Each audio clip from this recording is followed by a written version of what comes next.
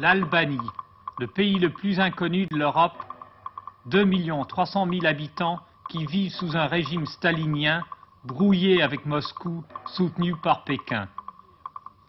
Claude Bertrand soulève le rideau qui entoure ce petit pays depuis l'indépendance le 29 novembre 1944 et fait commenter la vie albanaise par un écrivain salarié et une directrice d'usine élue par ses ouvriers.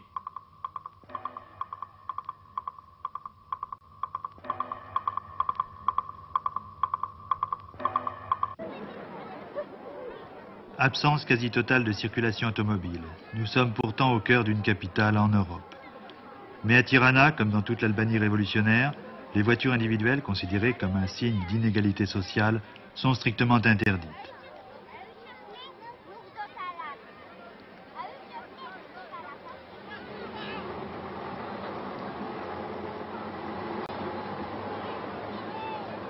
Le spectacle des larges boulevards, des rues, des places entièrement livrées aux piétons et aux cyclistes révèle un niveau de vie uniformément modeste. Pratiquement pas de différence de classe.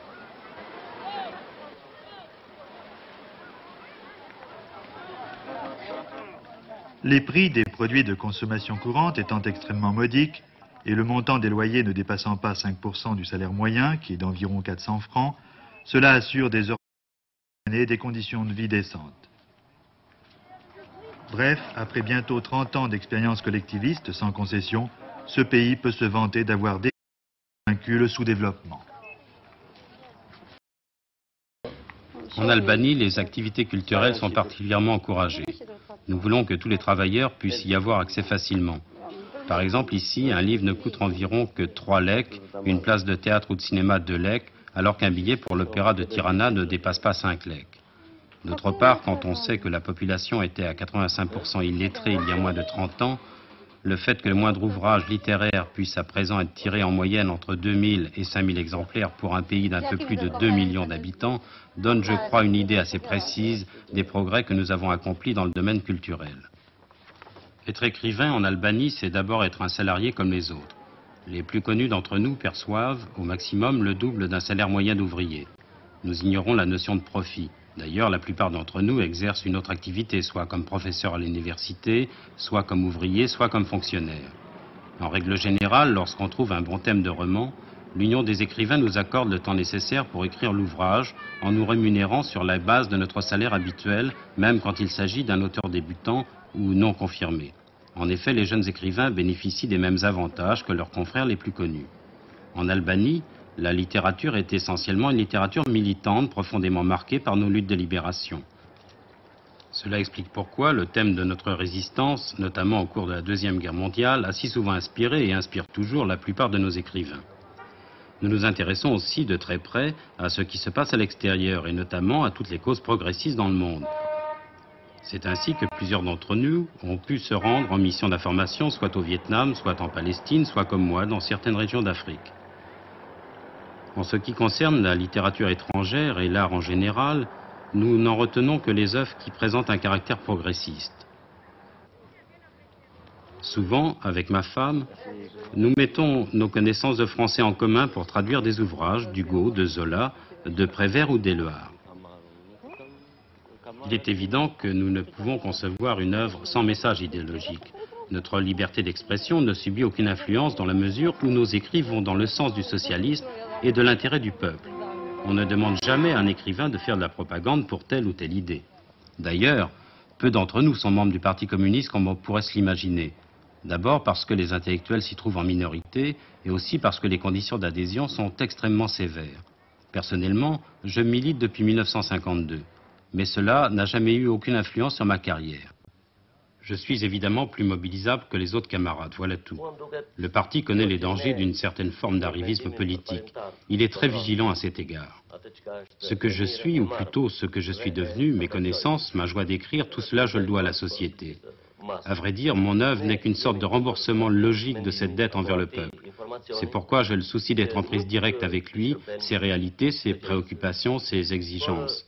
Nous devons écrire de façon utile dans l'intérêt des masses.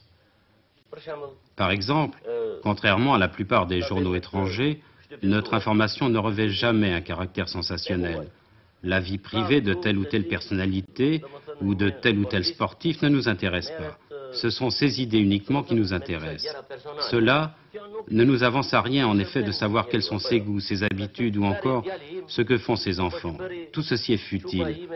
Pas de faits divers non plus. Ce genre d'informations n'apporte rien et surtout n'éduque pas les masses. Par contre, n'importe quel travailleur peut écrire à la une d'un quotidien et même du plus important, le Zéri Populi. Dès lors que son texte évoque les réalisations ou les préoccupations d'une collectivité et que son contenu idéologique est jugé d'intérêt national.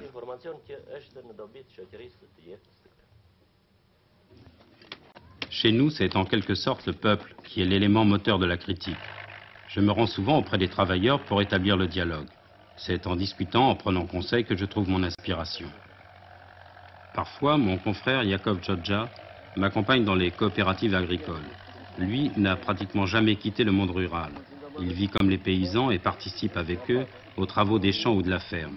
Cela a énormément d'influence sur le réalisme de son œuvre.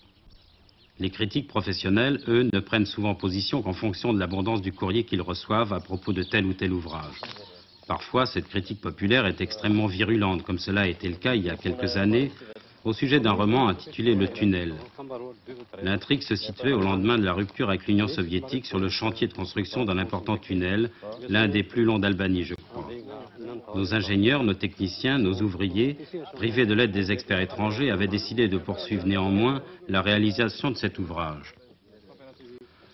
Le thème était donc particulièrement intéressant sur le plan idéologique, puisqu'il s'agissait en fait de retracer la vie quotidienne d'une équipe de travailleurs mobilisant ses propres forces afin de tenir un difficile pari.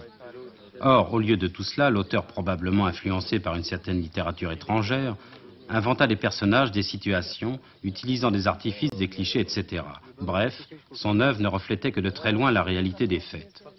Les ouvriers concernés ne s'y sont pas reconnus et rapidement des lettres commencèrent à affluer à la rédaction du journal Zéri Populi, entraînant même une petite crise dans les milieux littéraires, car les critiques professionnels avaient tardé à réagir. L'ouvrage ne fut pas retiré de la vente, mais son auteur, après avoir publiquement reconnu ses erreurs, modifia sensiblement par la suite sa façon d'aborder les problèmes du monde ouvrier. Plus conscient de l'importance de son rôle, il s'était peut-être rappelé cette phrase de Staline.